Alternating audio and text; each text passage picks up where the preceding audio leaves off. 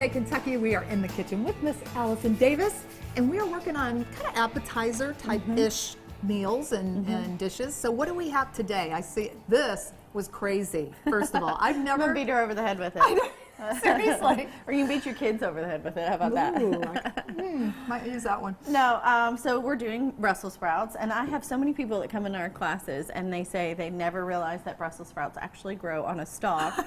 They just thought they came in a bag. I didn't know it either. I mean, that's how they're. But yeah, so we're working with Brussels sprouts, and right. I found this recipe, and I am just in love because this is kind of, again, we're talking about these fall appetizers. How about you have fun picking I know. these up? I'm like, it's like wanting to pop the bubble wrap. You know, the bubbles. It's like, I want to do it. I want to do it. So we're working on these fall appetizers, and I love this one. This one is going to be just these little nuggets, Brussels sprout nuggets that are Parmesan crusted, and they're breaded. And so then they're going to crisp up and just have this like Parmesan garlic like coating, and then they're just crispy. And so you can just have them. You could dip them like with a little honey mustard or something, but just like lay them out and have them kind of as a little appetizer with toothpicks. This is the kind of, you know, these are the kind of Brussels sprouts I think I would want to eat, you know, when it's done up like this. Believe it or not, it's been one of the most popular sides right now across the board. Like, I can't hardly, Kroger doesn't even keep them in stock hardly because people, as soon as they're on the shelf, they're buying them, because I've had so many people just tell me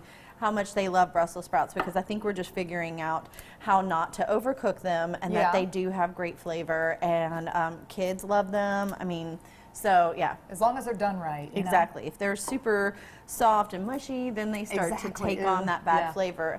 But when they're cooked right, they are just great. So what I'm doing right now is I'm cutting off a little bit of the core. So when you pull it off the stalk especially, you want to make sure you don't get too much of that core, right? And how many more do you need? Do you need I mean, to we're keep good. going? We're good.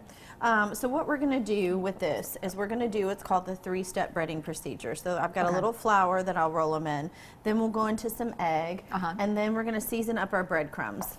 So I'm going to add some Parmesan grated. And this is just regular bread? It's panko breadcrumbs, which is a Japanese breadcrumb, so it has a little bit more texture to it. I like using it more often than any other type of breadcrumb. Gotcha. So we're going to add some salt and pepper. Okay.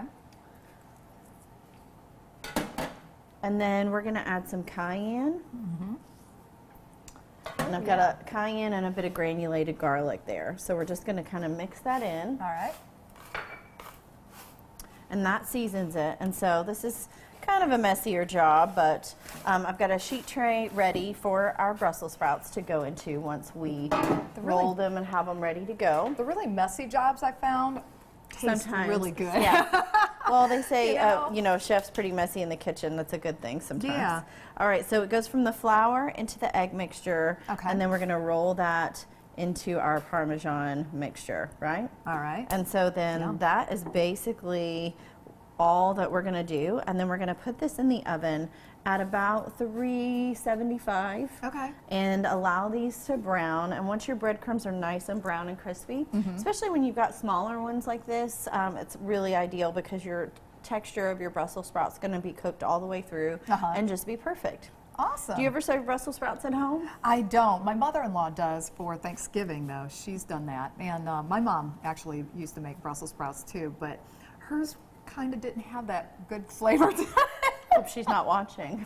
No, but she, you know, she tried really hard though with it, and I think she kind of liked them, and so that's why she kept doing them. But I, you know, I always look for good, healthy recipes that I can try to get my sons, kind of trick them doing. I can't imagine kids not enjoying this too. Yeah. So I do have some that are ready, so I'm going to finish a few more of these up, and then I'll bring those over for us to take a look at. Okay, sounds good. Yeah, I know you're not going to get those good nails up in here. I'll do it if you need me to. No. We'll do one more, and then, like I said, though, thinking about once these come out of the oven, how you could serve these up. I mean, you could just serve these as like a little appetizer, or you could serve these on the side with a meal. Yeah. And then we could also talk about even making like some dipping sauces. Right. Like sriracha, you know, hot sauce or honey Dijon or something like that. Okay, gotcha. So I'm gonna pop these in the oven. All right, sounds good. Well, for this recipe and many other recipes, head over to our website at WTVQ.com/Midday Kentucky,